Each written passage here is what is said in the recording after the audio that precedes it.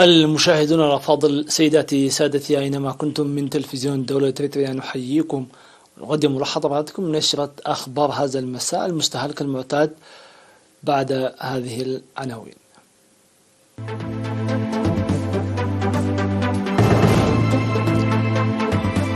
بذور القمح المحسنة تبلغ مستوى جيد في الإقليم الجنوبي. أنشطة زراعية تسير جيدا في وسط الكعبة.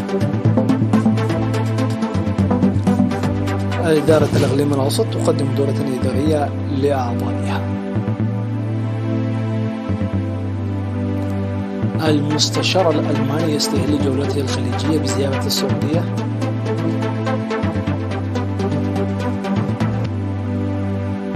وزير خارجية الصين واستراليا يتفقان على تعزيز العلاقات الثنائية. إعصار يجتاح وسط اليابان ومقتل شخص.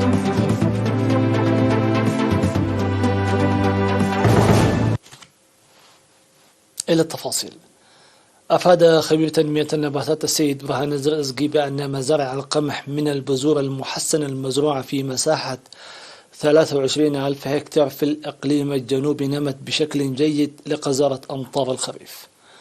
وذكر أن 4 أنواع من بذور القمح المحسن التي أجريت عليها التجارب في مركز حلحل للأبحاث الزراعية تم تنميتها بالمزارعين النموذجيين في مديرية مندفرة عام 2017، وجرى نشرها في جميع مديريات الإقليم لنتائجها الجيدة خلال السنوات الخمس الماضية. وأشار إلى أن هذه البذور تنتج 45 كنتال من الهكتار إذا وجدت الرعاية الجيدة، ويزيد ذلك ب3 أضعاف من البذور المعتادة. وأوضح المزارعون أن بذور القمح المحسنة التي زرعت العام الماضي لتتحمل المصاعب الطبيعية ولها محصول وفير، وقد بلغت المزروعات هذا العام مرحلة القطاف. وذكروا بأن إرشاد خبراء الزراعة كان له الدور الهام في نجاح العملية الزراعية، مشيدين بتوفير مكتب وزارة الزراعة الأسمدة ومبيدات الحشائش، ومنادين في الوقت نفسه بتوفير الحاصدات والدقاقات.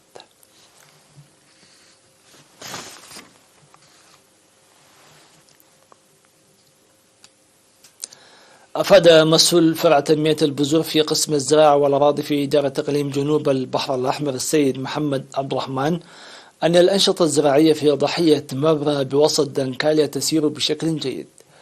وأوضح تطور وتوسع الزراعة في الإقليم التي بدأت بمعدل محدود لتنتفي بذلك مقولة أن الإقليم غير ملائم للزراعة، مشيرا إلى زراعة مساحة 250 هكتارا في مبرة. وقال مدير الضاحية السيد علي إجمة أن سكان الضاحية كانوا يزاولون من قبل الرعي وصيد الأسماك فقط، وأن جهود مزاولة الزراعة بدعم حكومي تحقق نتائجا مهمة. وأعرب سائقي الجرارات الحكومية عن ارتياحهم للمشاركة في عمل يؤدي لتغيير إيجابي في حياة السكان، مقدمين الشكر للتعاون الذي وجدوه من الشعب.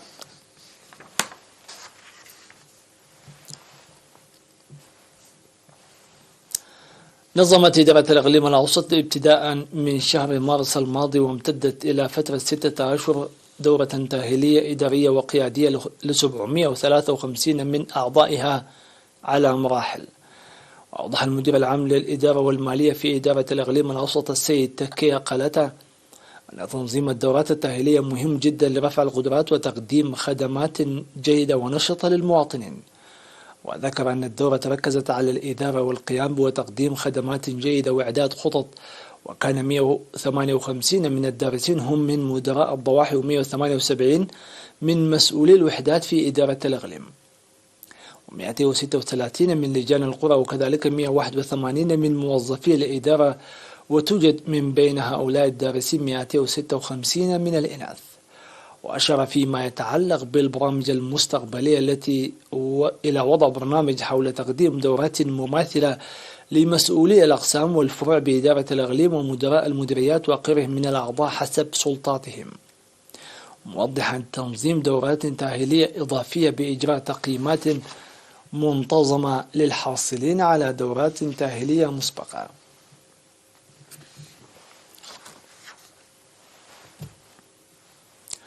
تبرع موظفو الحكومة في مديرية بارنت في 22 من سبتمبر ب 124 كيس دم. وأوضح عضو فرع جمعية تبرع الدم الوطني في المديرية السيد قال أب قبرو أن التطور الذي يحرزه التبرع بالدم نتاج التوعيات والسيمينارات المنتظمة، داعيا المجتمع وشركاء العمل الدفع بهذا العمل النبيل. وناشد المتبرعون كافة المواطنين لاتباع خطواتهم برفع الوعي وإدراكهم بأن التبرع الطوعي للدم ينقذ الحياة.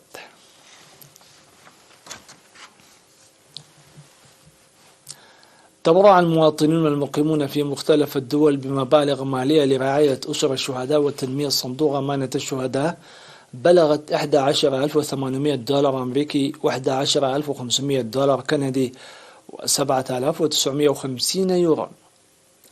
وفقا للمعلومات الواردة من وزارة العمل والرعاية الاجتماعية، فقد تبرع 12 مواطنا من كندا $8,640 كندي، ولجنة تنسيق الاحتفالات في أوتاوا $2,160 كندي، فيما تبرعت مواطنة من أمريكا $1,000. وكذلك جمعية حل ناوي مختة $4,320 يورو لرعاية أسر الشهداء.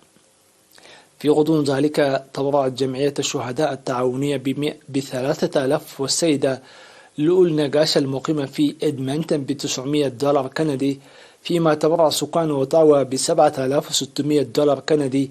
كما تبرعت جمعية نورنبرغ الألمانية وضواحيها $3,630 يورو لتنمية صندوق أمانة الشهداء.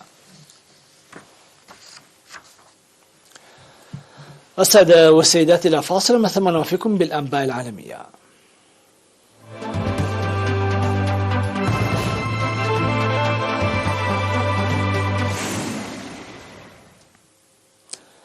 بدأ المستشار الألماني أولاف شولتز زيارة إلى السعودية السبت في مستهل جولة خليجية تشمل الإمارات وقطر لمحاولة عقد شراكات في مجال الطاقة في مواجهة أزمة الغاز الأوروبية الناجمة عن الحرب في أوكرانيا.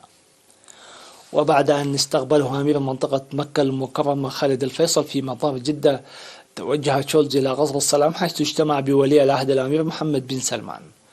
يرافق شولتز وفد كبير يضم ممثلين لقطاعات اقتصادية عدة بينها الطاقة. وقال مصدر مقرب من شولتز قبيل وصوله إلى السعودية أنها الزيارة الأولى للمستشار الألماني للمنطقة في إطار المرحلة المتغيرة التي تسبب بها الحرب في أوكرانيا.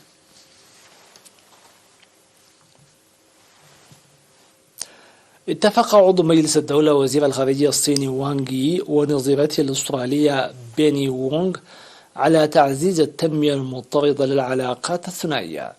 التقى الوزيرين على هامش الفعاليات الجارية للدور 77 للجمعية العامة للأمم المتحدة. وقال وانغ أن الجانبين شددا على أهمية العلاقات الصينية الأسترالية، وأعاد التأكيد على شراكتهما الاستراتيجية الشاملة، واتفقا على إعادة العلاقات الثنائية إلى مسارها الصحيح في ظل روح الاحترام المتبادل. بجانبها قالت وونغ أن أستراليا مستعدة لتطوير علاقات مستقرة ومتبادلة المنفعة ومثمرة مع الصين على أساس الاحترام المتبادل. وأوضحت وونغ أن التجارة بين أستراليا والصين تعود بالنفع على الجانبين، وعربت عن أملها في إمكانية الحفاظ على نظام تجاري دولي مفتوح. ذكرت وكالة كيودو للأنباء أن إعصارا اجتاح وسط اليابان متسببا في هطول أمطار غزيرة ورياح شديدة، ما أدى إلى حدوث انهيارات أرضية أدى إلى مقتل شخص واحد. وقالت وكالة الأرصاد الجوية اليابانية أن بعض أجزاء المنطقة الواقع جنوب غربية العاصمة طوكيو شهدت أمطارا وصل منسوبها إلى 200 ملم خلال 24 ساعة.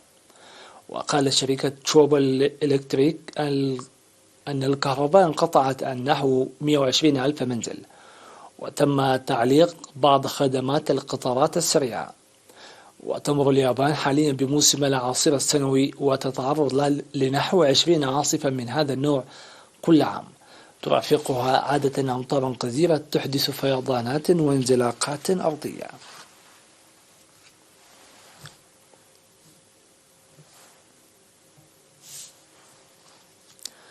تعرضت أوبتس الأسترالية كبرى شركات الاتصالات في البلاد إلى هجوم إلكتروني كشف عنه هذا الأسبوع، لكن لم يحدد وقت تنفيذه ولا أهداف من يقف ورائه حسب ما أعلنت الرئيسة التنفيذية للشركة، مؤكدة أن القرصنة من توقيع أشخاص من أصحاب الخبرة، وأنهم قد تمكنوا على الأرجح من اختراق بيانات نحو 10 ملايين مستخدم. تحتوي تلك البيانات على أسماء العملاء وتواريخ ميلادهم وأرقام هواتفهم وعناوين بريدهم الإلكتروني وغيرها من المعلومات. وتم الكشف عن عملية القرصنة هذا الأسبوع، لكن لم يحدد وقت تنفيذها. ودعت السلطات الأسترالية المواطنين الذين وقعوا ضحية هذه القرصنة إلى الحيطة والحذر من أنهم قد يتعرضون لخطر سرقة الهوية.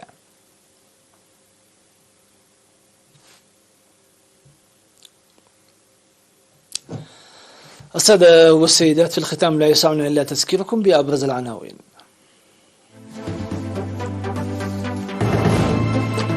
بذور القمح المحسنة تبلغ مستوى جيد في الإقليم الجنوبي.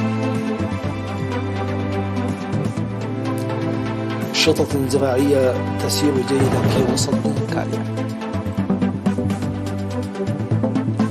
إدارة الإقليم الأوسط تقدم دورات تأهيلية لأعضائها.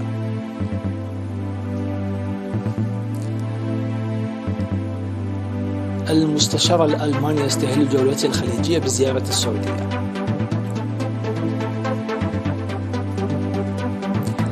وزيرا خارجية الصين واستراليا يتفقان على تعزيز العلاقات الثنائية. إعصار اجتاح وسط اليابان ومقتل شخص.